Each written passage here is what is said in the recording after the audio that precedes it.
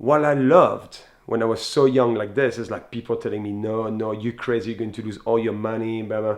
I wanted to prove it's possible. Just fucking fight for it.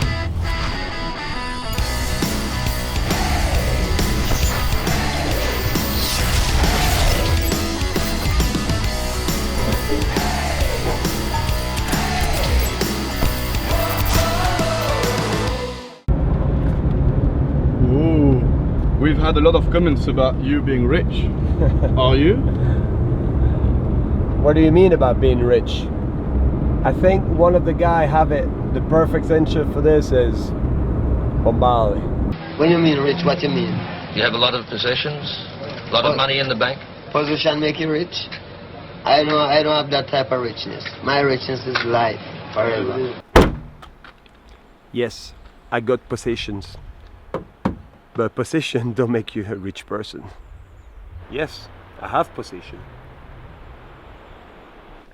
Yes, I have possession. And yes, I have possession. I have another possession. Possession make you rich? Yeah, sell the whole thing, sell. Yes, I have possession. Yes, I have possession. And in the future, maybe this. Yes, I got a lot of possessions, but all this not come from only mountain biking. I did other things as well. Don't worry, it's not bad like you think already. Import some cars, and it's multiplying all this revenue.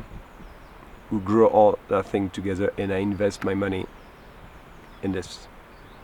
Then to answer the question, yes, I am rich, but I think I am rich of life, and I learned that really quick. I don't know if you guys remember, but in the last, I think 4 or 5 years, I probably died 2 or 3 times. Then make me realize a lot of things, you know, when you lay down in a hospital and you shit in a plate for a month and a half, lay down, and you don't even know if you're going to walk. Then all this, what I just show you, you're ready to give it away, because when you lay down, nothing makes sense anymore. You're just ready just to be able to walk, give everything. I learned that too. I was thinking, you know, when you get more, you get greedy and you want to keep everything, but no, some stuff in life make you realize that nothing is more important than riding your bike or walking or be with your friends. If you want to know more about cars, we can go in my garage and I will tell you probably the first time I tell someone about a little story. Let's go in front of the baby, the GT3. Alright, let's start from where I started. Easy. Was getting paid in dollars. Euro was strong, dollar was low, 135. The dollar is not going higher. I go to America. I'm going to buy some cars. I start with a Dodge Ram, import into Europe, wait a month, get that money, basically staying for 3 or 4 months by the time I receive the car, get the European community papers, change the blinkers, make everything all right for European community. It's a pain in the ass, yeah. I had all my money in there, like all the money I own. If I fuck up, I'm done. Well, you would tell me, either you win or you learn. But that was a big learn. Then I'm like, Cedric, let's roll, let's do it. And when I went to the bank and I asked to give me the money, they're like, what are you going to do with the money? So I'm like, oh, I guess you guys don't give me any good rates to put that money in the bank because you guys don't want to invest with dollars. Then I'm going to take that money and go and buy some cars. And the girl from the bank just looked at me and was like, oh my God, you're crazy, Cedric. Went to America, buy some cars, cash, put them in a container. And I mean, when you know all what you have is there, it's crazy. For a month, you just think about the container, don't crash in the water, don't crash in the water. Got the car, boom. One, my friend Corey McCoy from MotoGP Australia saw the Dodge. I was at racing, it was parking here at the front. He's like, Cedric, I want your Dodge. I'm like, yeah, but I'm away. He's like, yeah, it's okay. I put the money in the bank and I give him the price and boom. And I made some money all of a sudden. I remember I was at the race. I'm like, no way. Everything included, I made 18 or 20,000 euros. Good job. I was like, what? I was happy. I was riding at the same time. I was happy because I made something else in my life than only racing. And I was like, okay, I love this. Went back to America and just spent it all with all the other money I had. And I'm like, okay, now I want 2 cars. And the guy looked at me and was like, oh, what do you want? I want this and this. It was a Charger and a Magnum or something. I don't remember exactly how many cars. I had probably like turnover of 15 cars. The Hummer, really difficult. Hummers H2 was impossible to homologate in Europe. Yep. They charge you 10,000 euros. There's no way. I find a solution in Spain and I pay 2,500, I think, a lot better than 10,000 because I think Hummer France wanted to control that importation. And I was like, oh, so good. Drive it for a while because I really liked it. I made it all nice before in America, 22-inch wheels, a back wheel. I mean, it was mint. Sold it. It was a guy who import cars and my car was cheaper than he could get them. Whoa. Then I made 20 grand and after I saw the same car, he was selling for 80,000. And he sold it. Oh, but I'm like, okay, Cedric, you learn from your mistake, but you still make the money. Get all this money, went back to America. I was actually full on racing. But In the same time. in the same time. Why? Because in California, it's not like Europe. You go there, you have all the cars lined up. You just have to pick up the color, the option. Most of the time, they have everything. I don't have time. My dad was like, you fucked up, Cedric. You're crazy. I'm like, yeah, Papa, don't fuck it up because I have all my money in there. It's 2 cars. He's like, yeah, don't worry, Papito was like, you're crazy to do this, you will lose all the money, the little money you made, you lose everything. I'm like, hey, Papa, watch. And you remember the lady at the bank who was like, Cedric, no one make money with cars. And after, when I was doing this, the people at the bank, they knew I was bringing back the cars, they wanted to see the car, they was getting out of the car, the bank and look at the cars, like, oh my God, Cedric, those cars look so nice. And I started to do this, like a lot of Dodge Ram, because it was good for people who do sport. Like more like bling car with 22-inch wheels, like fast, like SRT8 engine, but really American cars like Stuff you don't find here.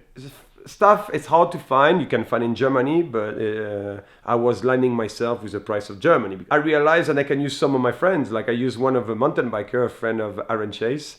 I call him and I'm like, okay, I need this, and if you find me this, I give you $3,000 per car. And my friend was like, fuck yeah, a little bit more expensive for me. But after I could charge more. But because the dollars is not interesting anymore, it's a lot higher than it used to because it was basically my margin, like 135 and stuff. Oh, yeah. Let's make it simple. Dodge Ram will cost me $45,000. Resell is me, 58, 60, 65,000 euros. I need to sell 2 of those to afford this on the second hand. You keep your rolling system and you brought the excess. That was my excess. The Ferrari, I was my excess. And I keep going and I keep going. Then, oh, Cedric is so rich, he drove a Ferrari, Porsche. Well, you see, I did this since, maybe 23 or 25 years old. Just keep rolling the cars, and I need to put some money in the house as well. Then I was taking a little bit of the money to buy the car, what I love, my first Ferrari, money in the house, keep the other rolling money to buy new cars. I tried to be smart of the little money I start with to make it bigger and growing, and with all that thing after I could be able to afford more things. But it's not an ambition of being rich. It's an ambition. I like to find ideas.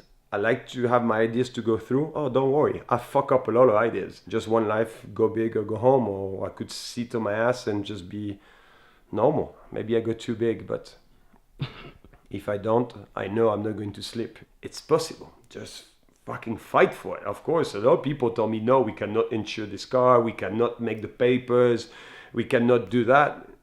Tons. But you think I'm going to fucking lose like $45,000? No.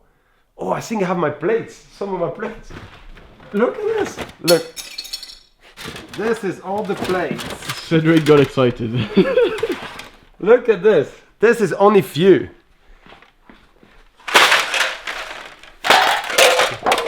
American, some French. Why British Columbia?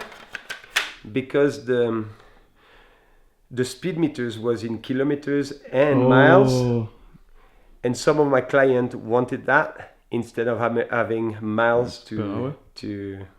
Nice. That was from the Dodge, remember, 2011. Because I needed to have an insurance to go back from the container in Germany to bring it here. And after I was doing the paper, because it was already done with European Community, because it was cheaper to do European Community in Germany, because it's a lot of business, like you can do there or you can do in Spain. It is hard, but you need to fight. And it's always someone who is cheaper than the other one and do good job, and it's perfect, In France, like if you import 3 cars, you become a professional of that. Oh. In Andorra, you import the cars. As long as you pay the tax and you give the money to them, for them it's business. Yep. There's no rules how many you can buy a car. Yeah. Then yeah, that's how it all started with all those planes. I knew I had them. I have more, but I don't know where. What you're going to ask me why I keep this and I don't have the car anymore? What's this, a pillow or? No, that's the cover of the car. And because that's my first Ferrari, I didn't want to sell it. I wanted to keep something from it. Why don't you use it as a blanket for your bed? That's my life right there. No one knew about this before. All this are great. Having those things, yeah, obviously it's good. Yeah, it is good. Like I have a house to live and it's a beautiful view and I have a nice car I work hard to get. But I went through some gnarly shit as well when all this don't mean anything. Just like eating shit and being in hospital and your friends are racing, you have fun and you just eating a soup and shitting in the plate and waiting for your favorite 6 o'clock, 7 o'clock Top Gear. Then they talk about cars and you can even not drive and you're like, and you watch Tour de France. I didn't even bring my car to the garage to have them install me the plate. No, I was getting the plate and I was in front here and I was, I take a picture and I send it to my dad. I'm like, who is your daddy now, daddy? It was cool. I think it was more happy than I proved them that I wasn't only a mountain biker who just race and get obsessed about winning and go around the world and have fun. And he knew when I put my shit together, I could do something good, and I proved him I could take risk only as well beside biking. That's it, lads, for the lesson. I mean, not a lesson, but a little bit of my piece of my life.